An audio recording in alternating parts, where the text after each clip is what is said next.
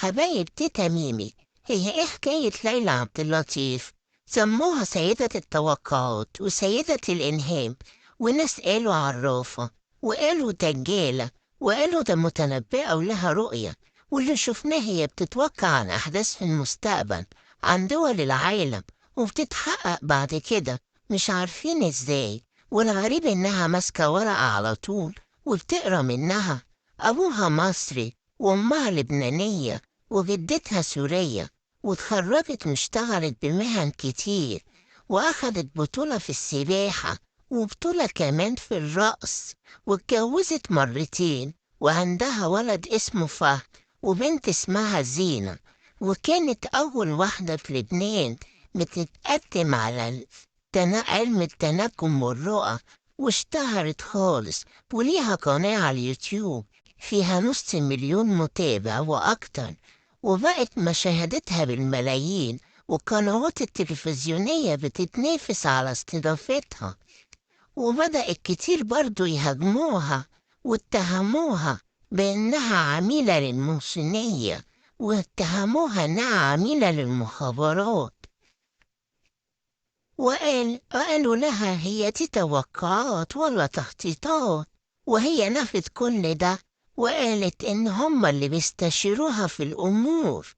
وتوقعت حاجات كتير خالص منها فيروس كورونا وتحقق، والجراد في لبنان وتحقق، وزلازل تركيا وسوريا والظواهر المناخية في بعض الدول وتحققت برضه، واتكلمت عن فيضانات ليبيا وحصلت، وتوقعت كمان عن غرق الغواصة، وكل الإعلام تكلم بعدها عن الغواص زي ما قالت بالظبط،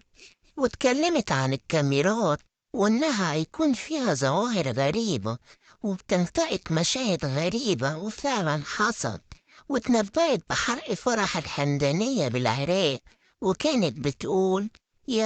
يحول أجواء الفرح إلى أجواء حزن وعزاء، واتنبأت عن حرب فلسطين، وقالت حدث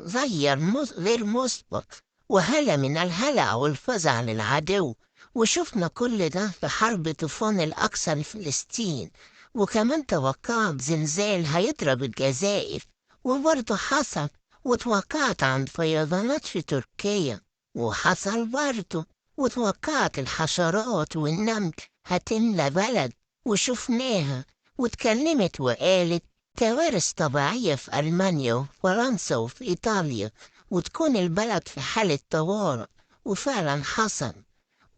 ولسه بتتوقع عن الشهور الباقية من سنة 23 إنها شهور قلقة وخطرة وكوارث وفيضانات وصرخات،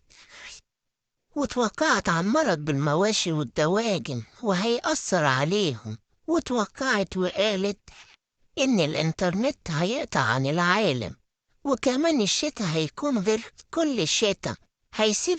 هيسبب وفيات كتير في دول كتير وحاجات كتير تاني. ارحمنا يا رب، كفاية كده.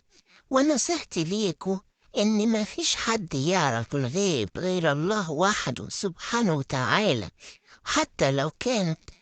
كانت بتصدق في حق بأمور كتير، وأنا مش بصدق بالتوقعات والحاجات دي خالص، بس في حاجة غريبة مش مفهومة وصدمة للي بيشوفها، إن كل التوقعات مأساوية ومشؤومة وبتحصل، مفيش حاجة كويسة خالص. ليه يعني؟ وأخيرا بقول لكم كتب المنجمون ولو صادقوا، واشتركوا في القناة واعملوا شير ولايك.